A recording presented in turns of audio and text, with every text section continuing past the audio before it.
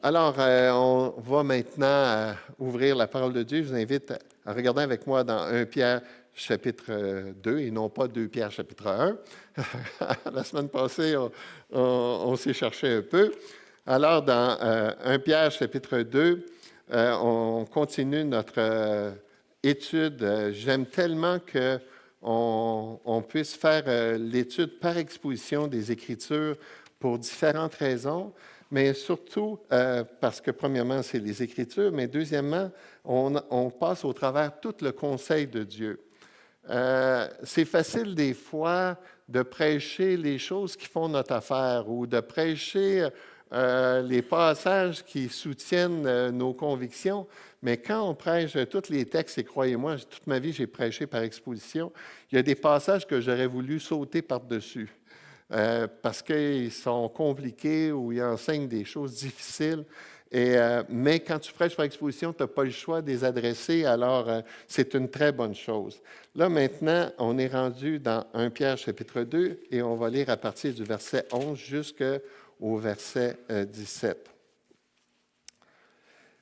Bien-aimés, je vous encourage en tant que résidents temporaires et étrangers sur la terre à vous abstenir des désirs de votre nature propre, qui font la guerre à l'âme. Moi, j'ai la version le second 21. Ayez une bonne conduite au milieu des non-croyants, afin que là même où ils vous calomnient, comme si vous faisiez le mal, ils remarquent votre belle manière d'agir et rendent gloire à Dieu le jour où il interviendra. À cause du Seigneur, soumettez-vous à toutes les institutions établies parmi les hommes, soit au roi, parce qu'il est au-dessus de tous, soit au gouverneur, parce qu'ils sont envoyés par lui pour punir ceux qui font le mal et approuver ceux qui font le bien. En effet, c'est la volonté de Dieu qu'en pratiquant le bien, vous réduisiez au silence l'ignorance des hommes dépourvus de bon sens. Comportez-vous en homme libre, sans faire de la liberté un voile qui couvre la méchanceté, mais en agissant au contraire comme des serviteurs de Dieu. Respectez chacun, aimez les frères et sœurs, craignez Dieu et honorez le roi. Très bien, un beau sujet, hein? La soumission aux autorités. Alors, pour ceux qui peut-être me connaissent un peu, mon arrière-plan avant de connaître Jésus, j'étais un passionné de la politique. Hein? Vous voyez le petit macaron qui est là sur ma poitrine. Là. Ça, c'était parce que pendant les élections, en 1976, j'avais quitté le cégep pour me consacrer aux élections parce que j'étais un passionné de vouloir changer le monde. Hein? Peut-être que je ne l'ai jamais dit, mais à l'âge de 12 ans, je suis rentré avec une affiche dans la cour d'école, le Québec aux Québécois. J'avais 12 ans, imaginez. D'où ça vient, ça, je ne le sais pas, mais c'était dans mes veines, c'était des choses qui me passionnaient. Des héros, c'était comme Che Guevara, c'était...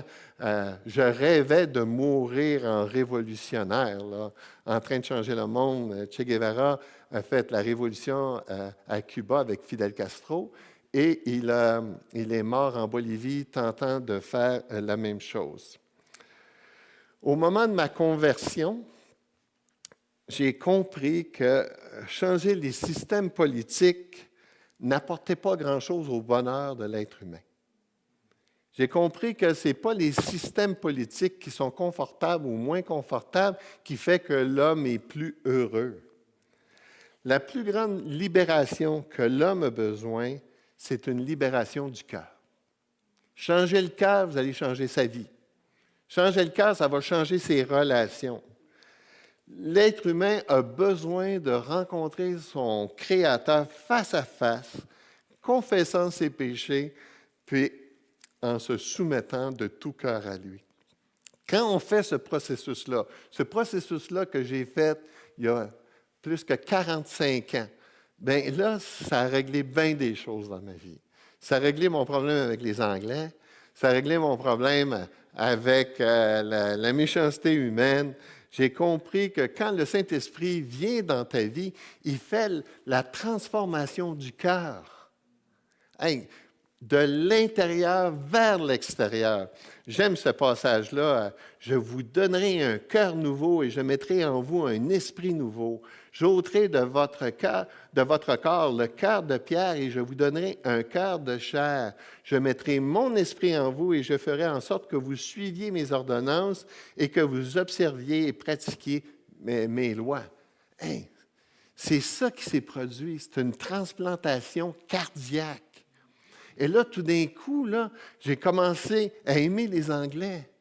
J'ai commencé à avoir de l'amour au lieu de la haine, que j'étais capable de répondre avec l'amour alors qu'on me blessait ou qu'on me faisait du tort. Ça, ce travail-là, ce miracle-là, bien, c'est Dieu qui le fait. Mais ça se fait, écoutez bien ceci, on le dit à quelques reprises ici, le miracle se fait toujours de l'intérieur vers l'extérieur. Quand même qu'on change l'extérieur, quand même qu'on change le système politique, si tu ne changes pas le cœur, quand ils ont fait le système communiste, c'était tellement beau sur papier, tout le monde est égaux. Mon aide, tout le monde est égaux. On a vu que quand le système a été mis en place, là, tout d'un coup, il y avait des choses qui étaient illégales. Le gouvernement trompait les gens, ça produisait la corruption, alors il n'y avait pas d'égalité. Mais quand le cœur est transformé dans l'Église, bien là, il est supposé avoir ce principe-là d'égalité, ce principe-là d'amour les uns pour les autres.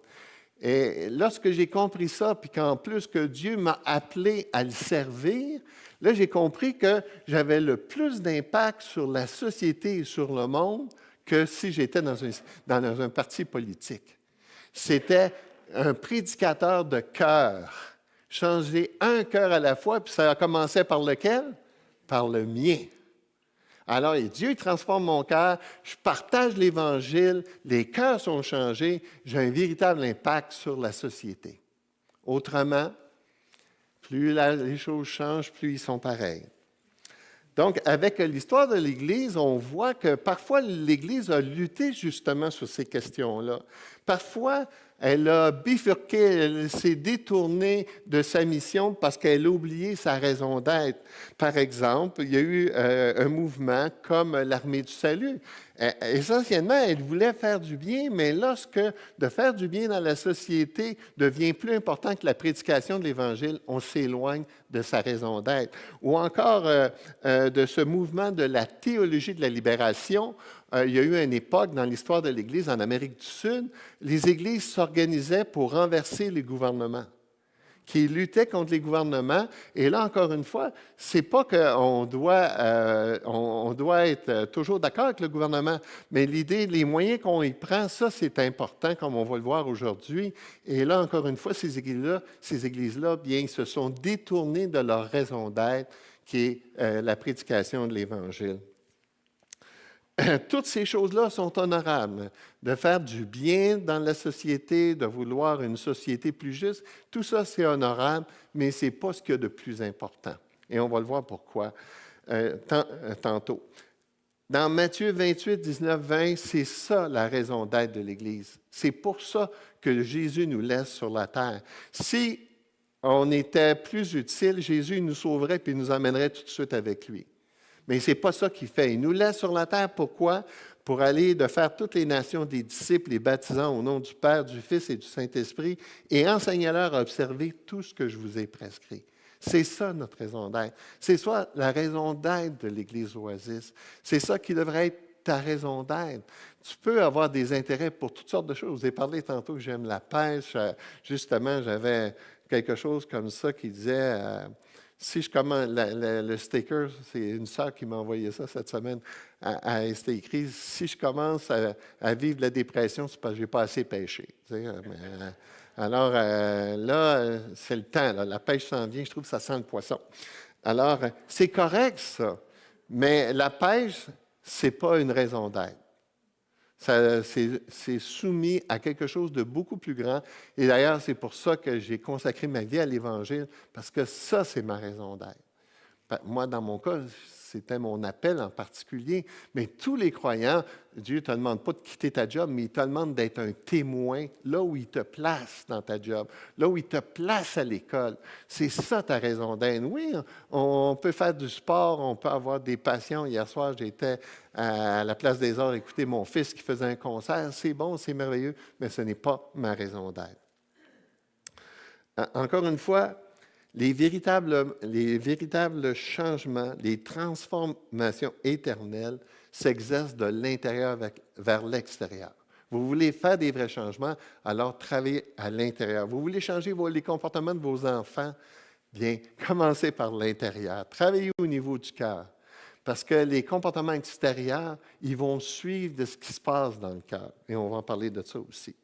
Donc, votre conception de votre raison d'être va influencer de la façon dont vous allez vivre durant votre pèlerinage sur la terre. On a vu ensemble, depuis le début de l'Épître de Pierre, que la pensée générale de l'Épître, c'est comment est-ce qu'on peut arriver à vivre comme enfant de Dieu dans un monde brisé. Comment c'est possible de vivre dans des relations difficiles? Comment est-ce que c'est difficile? Comment c'est possible de vivre avec la maladie? Comment c'est possible de vivre avec le péché? Bien, l'apôtre Pierre nous donne toutes sortes de principes pour nous aider à comprendre.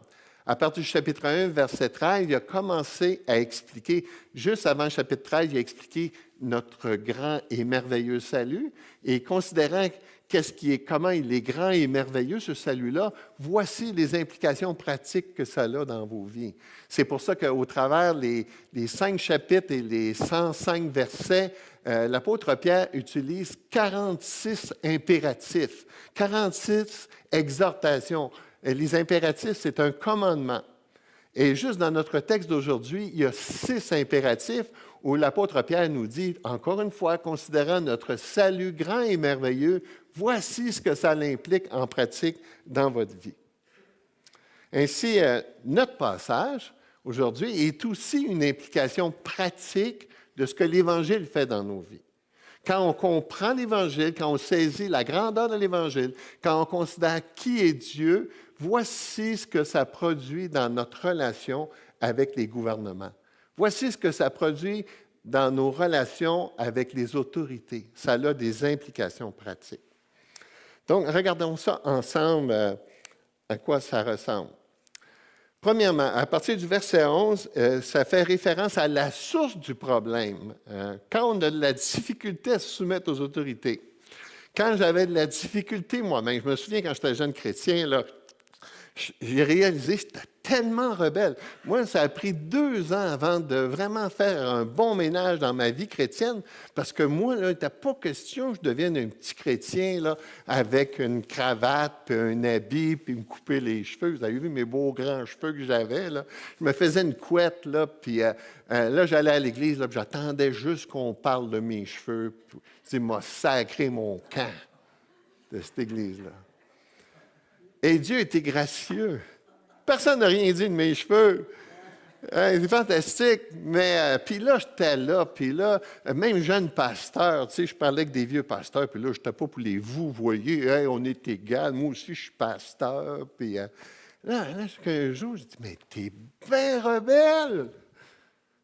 Jusqu'au bout des doigts, les amis. Puis c'est pas tout réglé dans ma vie. T'as encore à lutter avec mes pensées, avec mes désirs de mon cœur, parce que la rébellion habite dans la nature propre de l'homme. Et c'est ça que le texte nous dit ici. Bien-aimé, je vous encourage. Ah, j'aime ça, bien-aimé. Ça, c'est beau, bien-aimé. Beaucoup aimé. Wow, par Dieu et entre nous. Je vous encourage, je vous exhorte, en tant que résident temporaire et étranger sur la terre, à vous abstenir des désirs de votre nature propre qui font la guerre à l'âme. Nature propre. Votre version, ça peut être la chair, je pense, version seconde 1910. Et là, il fait référence à notre identité, notre nature propre, notre nature pécheresse, ce qui est en nous, qui n'a pas encore été transformé depuis qu'on s'est converti, depuis qu'on a reçu Jésus-Christ comme notre Sauveur et notre Seigneur. Notre cœur a été touché, notre intérieur, l'Esprit de Dieu nous habite, mais dans notre corps habite encore cette nature propre, cette nature pécheresse-là, qui, elle, fait la guerre à l'âme. Tout le temps. Toujours, c'est une bataille interne incroyable. Quand on lit Romains chapitre 7, je veux faire le bien, je fais le mal, j'ai des désirs contraires à celui de l'esprit, c'est une bataille infernale. Mais elle est là, puis on doit se battre avec ça tous les jours. Et c'est pour ça qu'on attend impatiemment le retour de Jésus, pour être libéré du vieux Louis. Combien il me fait souffrir, ce vieux Louis. Vous savez pourquoi? Parce que j'aime Dieu. Puis lui, il veut toujours m'amener à quelque part d'autre. Il veut toujours m'amener dans une mauvaise direction.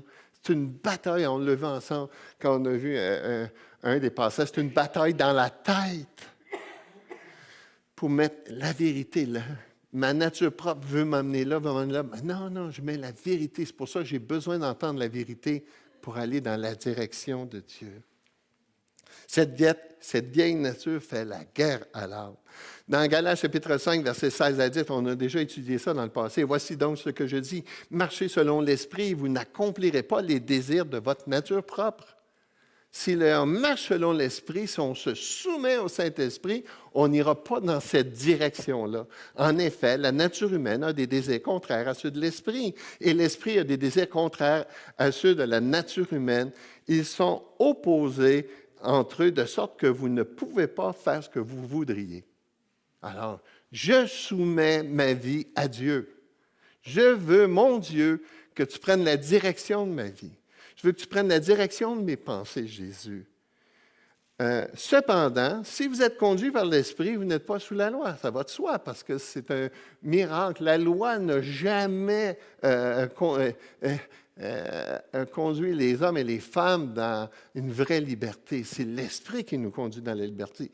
Il dit, les œuvres de la nature humaine, de notre nature pécheresse sont évidentes. Ce sont l'adultère, l'immoralité sexuelle, l'impureté, la débauche, l'idolâtrie, la magie, la haine, les querelles, la jalousie, la colère, les rivalités, les divisions, les sectes, l'envie, le meurtre, l'ivrognerie, les acceptables, les choses semblables et la rébellion. Mettez-le là-dedans. Donc, c'est pour ça que Pierre nous dit ici à nous abstenir à ces désirs de nature propre. On ne veut pas aller là. Abstenez-vous de ça. Et comme le spécifie ici, la nature humaine va vouloir aller là, mais l'homme spirituel, lui, il va aller dans une autre direction. Et pourquoi? Parce qu'on est des nouveaux citoyens. C'est ça, le texte ici, il dit ici, en tant que résident temporaire et étranger sur la terre. Notre vraie patrie n'est pas ici. On vit encore ici, mais notre Dieu est dans le ciel, notre Sauveur est dans le ciel, nos frères et sœurs qui sont décédés sont dans le ciel, notre héritage est dans le ciel, notre vraie maison est dans le ciel. Ici sur la terre, on est des étrangers. On est des résidents temporaires. Vous êtes dans une résidence temporaire. Et c'est pour ça que on doit agir en citoyen du royaume des cieux. Si on vit selon notre nature propre, selon notre nature humaine, on va agir selon la chair, selon le péché, selon l'homme de la terre. Mais nous, on fait partie d'un autre royaume, puis on agit avec d'autres valeurs, celles du royaume.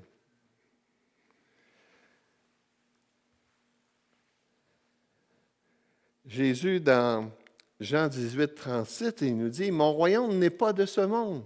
Si mon royaume était de ce monde, mes serviteurs auraient combattu pour moi afin qu'ils ne fussent pas livrés aux Juifs. Mais maintenant, mon royaume n'est pas qu'ici-bas. » Pourquoi je ne fais plus de politique? Parce que je ne défends plus ce royaume terrestre. Moi, je m'occupe d'un autre royaume. Je suis préoccupé par cette eau. Voyons. C'est ce qui est le plus important pour moi. Je vote.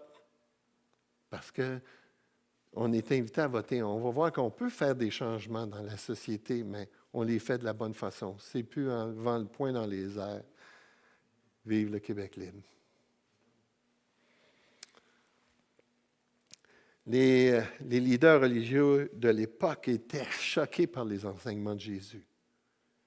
Ils attendaient un libérateur politique.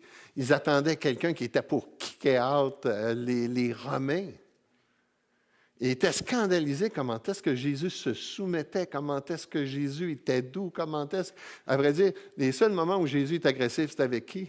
Les leaders religieux. C'est drôle. C'est écrit ici, et Jésus, sachant qu'ils allaient venir l'enlever pour le faire roi, se retira de nouveau sur la montagne lui seul.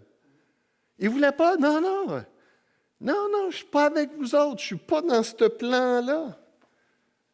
Non, parce que moi, j'appartiens à un autre royaume. On voit la même chose dans Hébreux chapitre 11 en parlant des héros de la foi, ceux qui ont été persécutés, ceux qui ont souffert à cause de leur foi. Il dit, c'est dans la foi qu'ils sont tous morts, sans avoir reçu les biens promis, mais ils les ont vus et salués de loin. Alors, hey, notre roi, notre patrie là, qui s'en vient, on le salue de loin.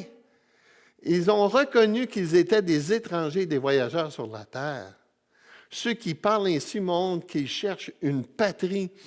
S'ils avaient eu la nostalgie de celle qu'ils avaient quittée, ils auraient eu le temps d'y retourner, mais en réalité, ils désirent une meilleure patrie, c'est-à-dire la patrie céleste. Quand les croyants y meurent, demandez-leur pas de revenir sur la terre. Ils ne veulent pas, parce que leur nouvelle patrie est tellement bonne et extraordinaire. Et je vous le répète, les bien-aimés, si vous êtes confrontés à la mort, par le cancer, la maladie, un accident terrible, la mort n'est pas une punition, mais une promotion. Dieu vous invite à quelque chose de tellement plus grand et merveilleux. J'ai vu des chrétiens mourir qui étaient dans une colère terrible parce qu'ils étaient pour mourir. Et c'est tellement pathétique. Ben non, tu t'en vas, mon frère, ma soeur, tu t'en vas vers renvoie Jésus face à face. Ça va être tellement fantastique. J'ai dit à mes enfants que si j'avais une maladie grave, je dis, je vais me soigner juste pour ne pas souffrir. Moi, je m'en vais. Je m'en vais.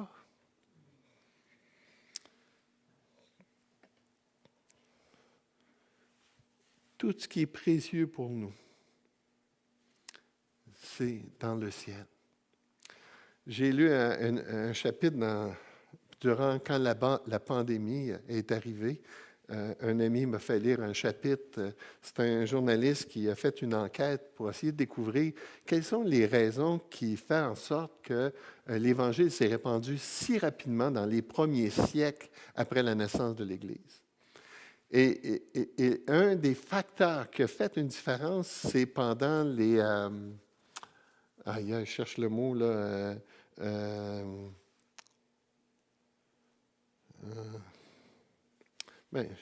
J'ai mis le mot pandémie, là. Il y a eu les pandémies, ce n'est pas des phénomènes nouveaux. Il y en a eu à l'époque, surtout à cette époque-là, la propreté, l'hygiène, ce n'était pas là. Puis c'était foudroyant, hein, ça emportait beaucoup de parties de la population. Puis un des facteurs qui a fait que l'Évangile s'est répandu beaucoup, c'est parce que les chrétiens acceptaient de soigner les gens malades. Ils acceptaient de soigner puis de prendre le risque de mourir. Et là, les gens, ils n'en revenaient pas. Ils disaient, c'est quoi ce monde-là? Ils n'étaient pas en train de se protéger, là. Puis là, il ne faut pas pogner ça, il ne faut pas pogner ça. Mais non, ils allaient où il y avait le trouble. Pourquoi? Parce qu'ils étaient des étrangers puis des voyageurs. Ils savaient que leur vraie patrie, ce n'était pas ici. Ils n'étaient pas prêts à vivre à n'importe quel prix. Ils étaient prêts à mourir pour amener l'Évangile à ces gens-là. Ça nous conduit à le témoignage de la soumission. C'est-à-dire qu'à partir du moment qu'on a réglé le problème de la rébellion à cause de notre nature propre, là, Pierre il nous dit l'impact qu'on a quand on a un témoignage, un bon témoignage sur notre entourage, c'est de la dynamite. C'est comme ces gens-là là, qui voyaient ces chrétiens-là en train de suivre les autres, les chrétiens qui acceptent de se faire, comme dans Hébreux chapitre 11, qui acceptent de se faire enlever leurs biens, qui acceptent de perdre. Ils ne sont pas en train de se battre, touche pas à mes affaires. Non, OK, prends-les. Moi, je suis juste temporaire. C'est incroyable, ça, comme témoignage. C'est pour ça que les gens avaient tellement d'impact, les gens voyaient ça. Je dis, qu'est-ce que c'est ça? C'est qui ce monde-là?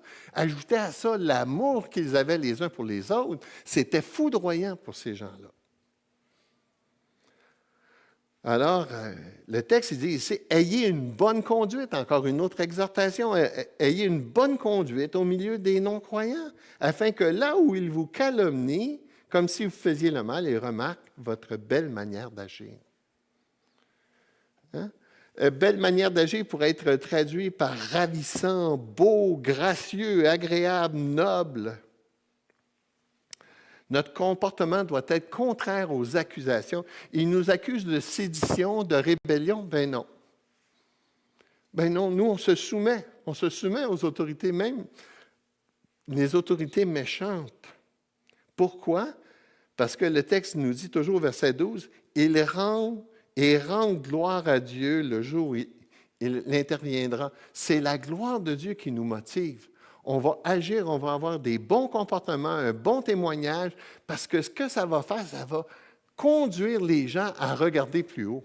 On ne va pas avoir des bons comportements parce qu'ils sont-tu beaux, ils sont-tu fins. Non, non, c'est qu'on veut conduire les hommes et les femmes autour de nous à regarder plus haut. Que finalement, c'est Dieu qui fait ce miracle-là. Ils vont s'intéresser à l'Évangile. Quand il dit ici jusqu'au jour où Dieu interviendra, c'est comme si le témoignage, là, c'était un puissant moyen d'évangélisation. Même, tu sais, tu n'as même pas besoin de parler. Il te regarde vivre, là, puis là, wow, ça parle beaucoup. Un peu comme ici, ça dit la même chose, que votre lumière luise ainsi devant les hommes, afin qu'ils voient vos bonnes œuvres et qu'ils glorifient votre Père qui est dans les cieux. Et ils vous regardent, puis là, tout d'un coup, ça n'attire pas les regards vers nous. On va attirer les regards vers Dieu, puis là, ils glorifient Dieu.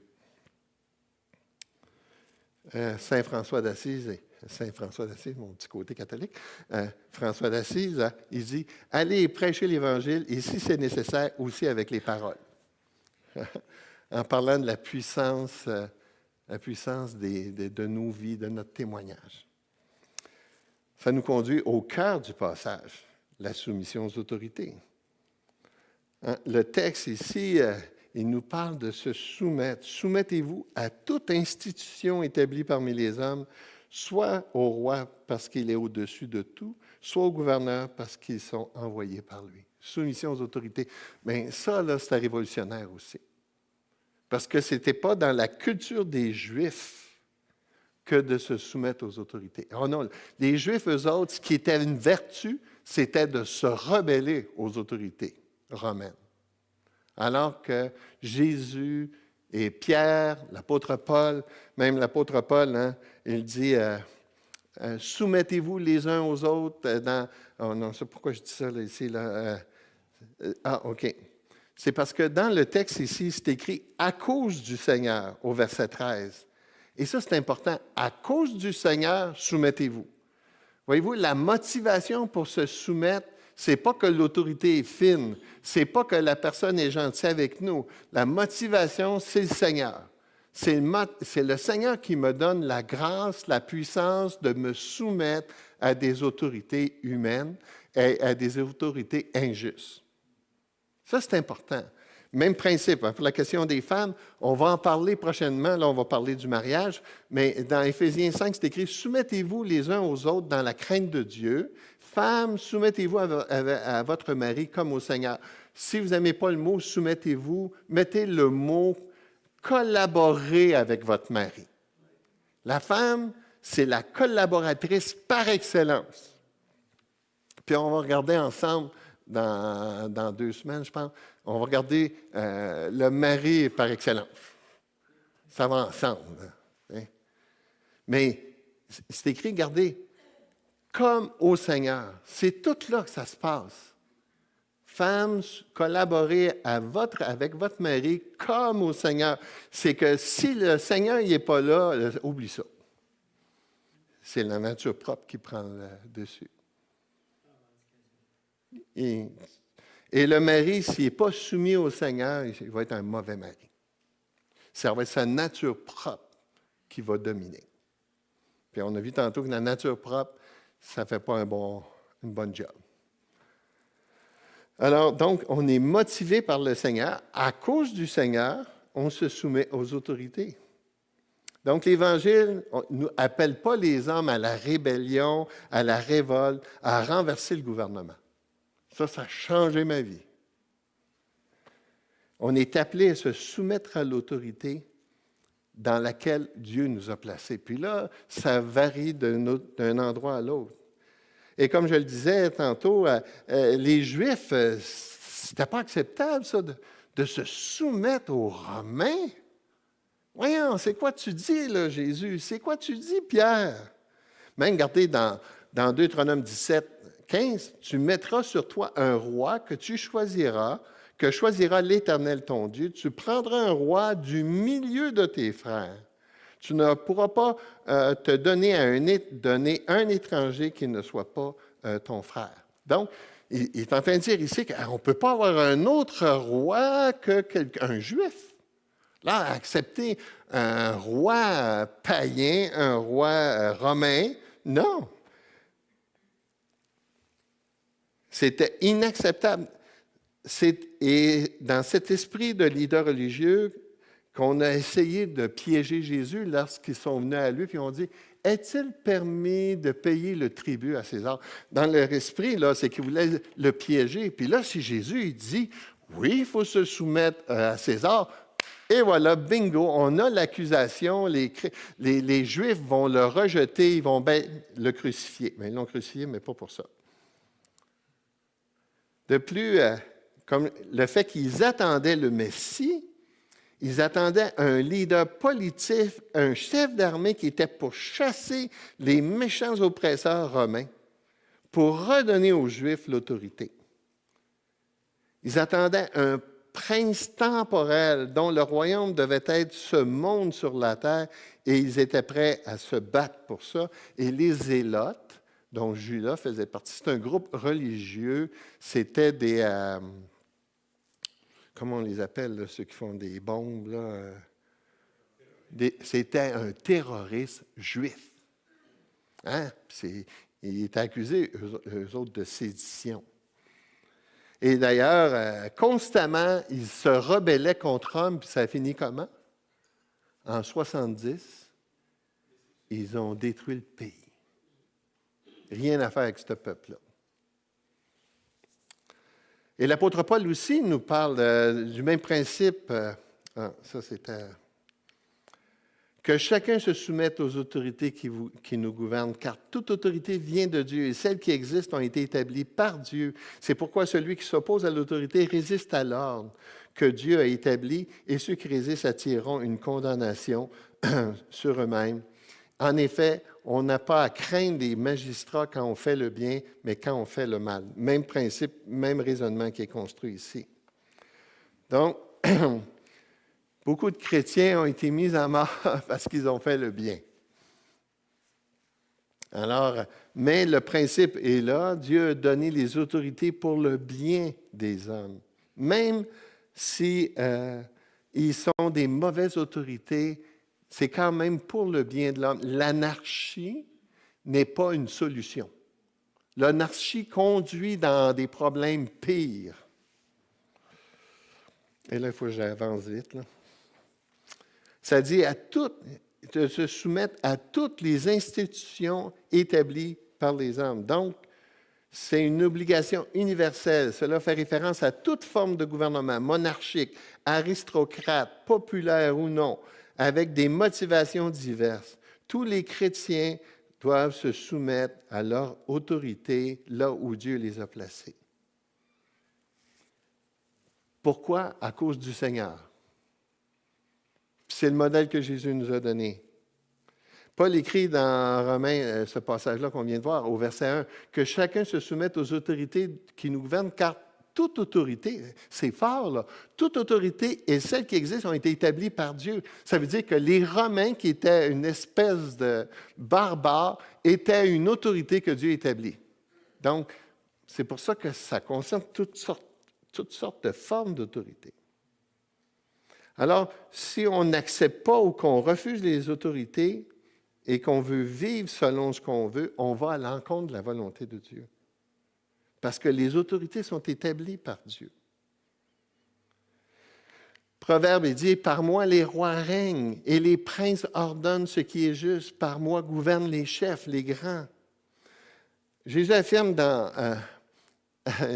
à Pilate, il dit, « Est-ce à moi que tu me parles ainsi? Ne sais-tu pas que j'ai le pouvoir de te crucifier et que j'ai le pouvoir de te relâcher? » Jésus lui répond, « Tu aurais sur moi aucun pouvoir s'il n'avait pas été donné d'en haut. »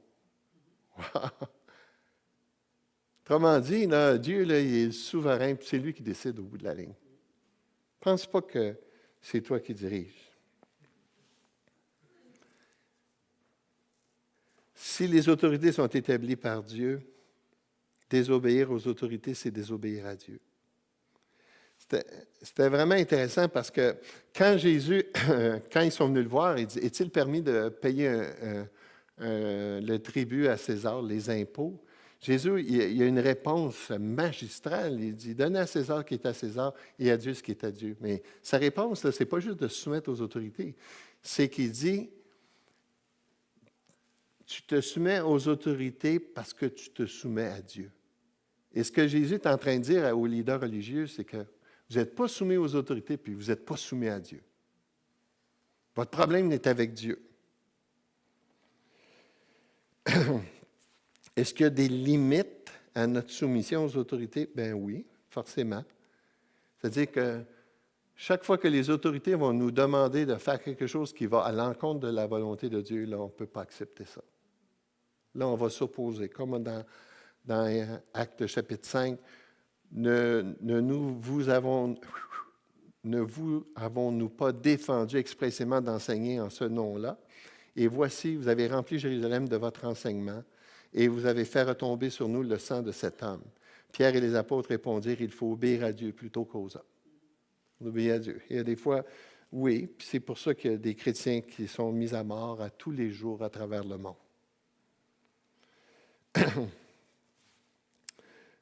Jésus et Paul et Pierre se sont soumis aux autorités de l'époque et ils ont été tués par les autorités de l'époque. Puis pourtant, il dit, soumettez-vous aux autorités. Des autorités tellement méchantes. Alors, on se soumet aux autorités parce qu'elles viennent de Dieu et on se soumet aux autorités parce que c'est pour le bien. On a un Dieu d'ordre. Et quand on respecte les autorités que Dieu a placées, que ce soit dans l'Église, que ce soit dans le monde, c'est toujours pour le bien. On le voit, même dans les autorités les plus méchantes, c'est quand même mieux de se soumettre à ces autorités-là que l'anarchie. Malgré la méchanceté de Duvalier en Haïti, l'ordre régnait, alors que présentement, c'est l'Apocalypse.